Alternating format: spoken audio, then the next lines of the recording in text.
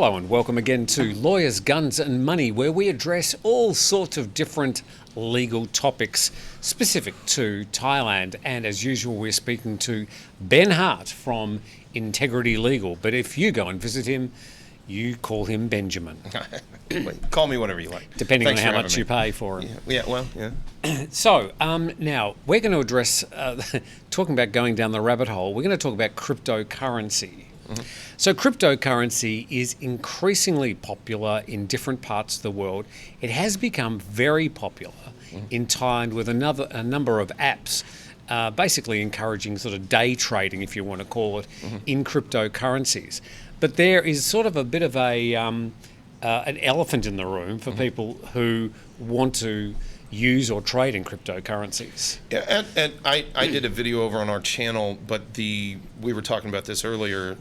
Essentially what happened is I think it was 2 weeks ago, it's been the last 10 days, I think, there was an announcement made that they were going to ban the use of cryptocurrency in Thailand for payments. So in a sort of transactional sense, they're going to be banning crypto, which kind of, with me, begged the question, well, where does... But in that same announcement, they noted that, well, no, but trading and holding it as an investment, that will not be banned, which kind of begged the question to me, where does payment begin and trading end? Because at the trading is you're sort of paying or getting the money, somebody's paying you and you're paying. I can see what you mean. Well, you see what I mean? There's a grey area. Barter is trading. So if I barter crypto for a smartphone, is that using crypto as currency? I mean, obviously it is. And this is one of those things where certain elements of it are going to be very self-evident and trying to sort of be, I don't know how you want to call it, but tricky and sort of use sophistry to kind of move around in this space. The authorities are not going to let that happen, but I do find it to be quite a paradox that on the one hand, and to be clear, as you noted, we have seen over the past, especially the past couple of years, a real rise in fintech, the technology, stocks here. The SEC has created an entirely new body of regulations pertaining to cryptocurrency. And then to have this happen on the heels of that, it really is almost kind of a schizophrenic legal environment to be in here in Thailand. And again, it really does beg the question of where does trading end, payment begin? How do you look? I guess you could say, okay, you can use your crypto, you convert it into bot, and then you use the bot to go and pay for whatever you want to buy. Maybe that's what they're trying to encourage. I don't know. Is the converting to bot in itself a payment? Are you and then that becomes the question: are you buying bot, or are you just trading it for? Are you trading crypto for bot? It's all a little bit murky at the moment. So. And as we know, a lot of people in the cryptocurrency world find ways around a lot of these sort of government short circuits, and they say that's the huge benefit of cryptocurrency is that it can't be controlled by governments. But clearly, if you want to buy a pad Thai with your cryptocurrency, at some stage, somebody's going to have to accept that payment. So I can see there's a lot of complications. Sure, and I mentioned this again in a video I did on this specifically is, especially with Bitcoin, I've been watching, because Bitcoin was kind of the first, so we've been watching that forever. One of the big, quote-unquote, selling points on Bitcoin is, as you say, it's unconfiscatable. It can't be seized by the government, etc. And then I'll see other pundits out there in the ether of YouTube or whatever that will say, well, if a government really wants to ban something, they'll end up being able to do it. And maybe Thailand will be the laboratory where the rubber hits the road on that, and we actually see if this is possible. The laboratory where the rubber hits the road. Maybe I'm mixing too many metaphors there, but the point I'm trying to make is I doubt under this regime, I would doubt you'll see a situation where you can go phone to phone and trade crypto for a plate of pad Thai.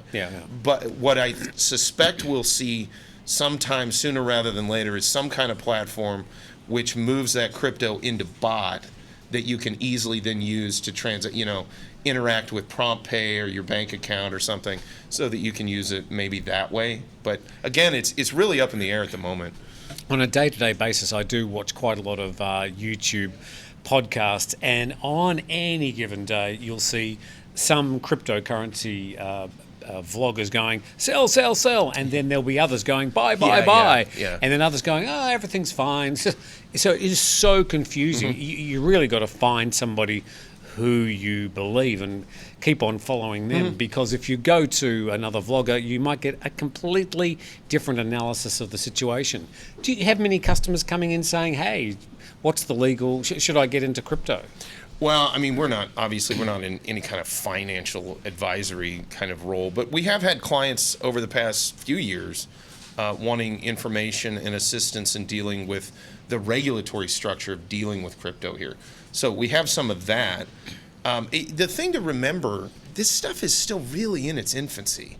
And not unlike, I suspect if you were talking tech stocks in the late 90s, it was very similar, in that half the people in the room were saying that it's the second coming, and the other half were saying, you're insane. You're insane. And if you look at the history, the winners really won big, and the losers are gone.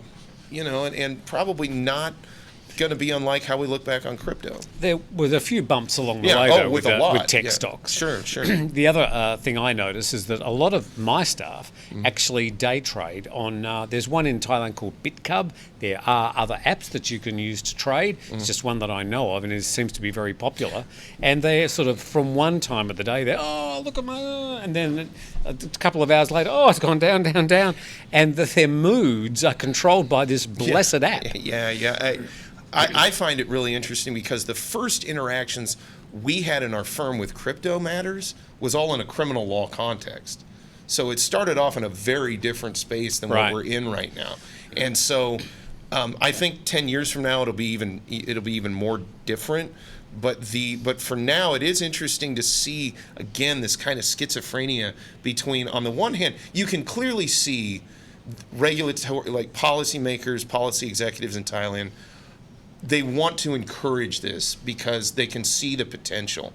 But then at the other side of it, and I do understand, especially from a currency standpoint, you want to protect the integrity of your national currency. Sure. Where they're saying, we're going to put the brakes on some of this stuff. There's going to be a lot of stop and start, I think, for the next few years. But I'm kind of thinking by 2025, it'll have kind of smoothed out and we'll kind of be on an even keel. We don't recommend that you buy or not buy cryptocurrencies. It's something that you need to think about, consider.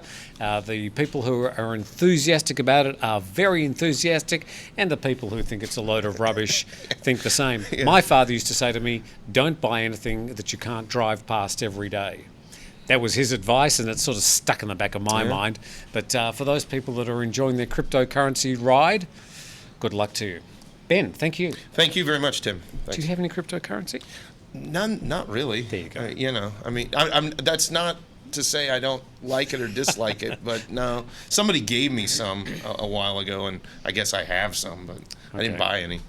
He's a millionaire. Yeah, right. On paper, anyway. No. Ben far Hart from it. from Integrity Legal, thank you very much. And we'll have another Lawyers, Guns and Money. We've got a whole playlist full of different topics, so you can check the playlist. And, there's hours of watching Ben and I talking about various things with no specific answers, because everybody's situation is completely different. Thanks for watching.